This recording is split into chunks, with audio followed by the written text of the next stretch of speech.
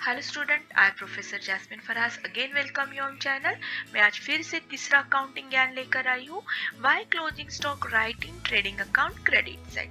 Now जैसे कि आपको पढ़ाया जाता है कि trading account is a nominal account and nominal account का फॉर्मूला क्या होता है? Debit expenses losses, credit income and gain. तो यहाँ पे हमने ओपनिंग स्टॉक लिखा है, परचेस लिखा है, because this is we consider as a expenses.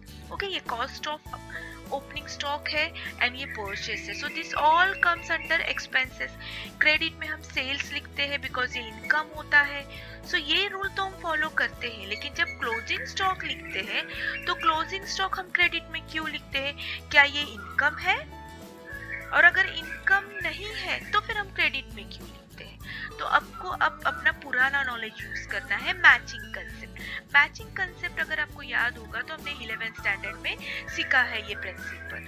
मतलब उस साल में जितना रेवेन्यू हुआ है उस पे जितना एक्सपेंसेस हुआ है, ये दोनों मैच करना जरूरी है। ओके, दैट मीन्स अगर आपने रेवेन्यू आपने 1 लाख किया है तो वो रेवेन्यू कमाने के लिए आपको कितना एक्सपेंसेस हुआ है, तो वो दोनों मैचिंग होना जरूरी है। This is called matching concept. बस वही कंसेप्ट हमें यहाँ पे लिखनी है, क्योंकि क्लोजिंग स्टॉक तो असेट है और असेट है तो ऑफकोर्स हमें ये बैलेंस शीट में लिखना है और हम इसका सेकेंड इफेक्ट बैलेंस शीट में लिखते हैं, लेकिन फर्स्ट इफेक्ट हम हमेशा ट्रेडिंग के क्रेडिट में लिखते हैं। तो चलिए आज देखते हैं हमें क्यों लिखना है। तो अगर एज्यूम करो कि ओपनिंग स्टॉक अगर आपका सपोज 2000 है और परचेस आपने किया है 18,000, तो टोटल आपकी हो गई है 20,000। तो खर्चा हुआ है आपको 20,000, लेकिन आपने सेल किया है इसमें से 17,000। ओके, तो खर्चा तो 20,000 है, सेल हुआ है 17,000। तो 17,000 20,000 माइनस 17,000, तो जो 3,000 है, ये जो आपका बचा है स्टॉक, यहाँ पे आपका स्टॉक कितना था? पुराना 2000 और नया खरीदा स्टॉक 18,000, तो ये स्टॉक हो गया 20,000, उसमें से सेल किया 17,000, तो 3,000 जो स्टॉक बचा है उसका हमें क्या करना है? तो if you remember the formula, opening stock plus purchase minus closing, ये हमने नॉन प्रॉफिट कंसर्न में भी पढ़ा है।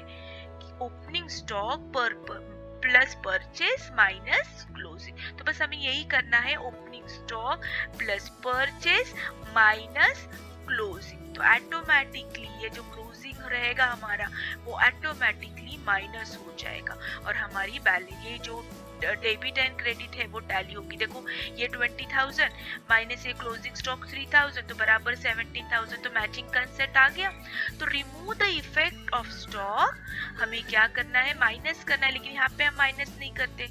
यहाँ पे हम लिख सकते माइनस क्लोजिंग स्टॉक, लेकिन रूल ये नहीं है, ठीक है, मेथड ये नहीं है। तो ये माइनस करना है आपको, इसका इफेक्ट निकालना है, तो रिमूव करना है। ये इंक्लूड है इसके अंदर। क्लोजिंग स्टॉक मतलब क्या? अनसोल्ड स्टॉक, ये सोल्ड नहीं हुआ है, तो हम इसको रिमूव कैसे करेंगे? तो इसको रिवर्स इफेक्ट देकर, मतलब अगर हमने ये क्रेडिट में लिखा तो automatically opening plus purchase minus closing, ये इसका जो इफेक्ट है वो रिमूव हो जाएगा। That is why closing stock we always write trading account credit side. I hope आपको समझ में आया है।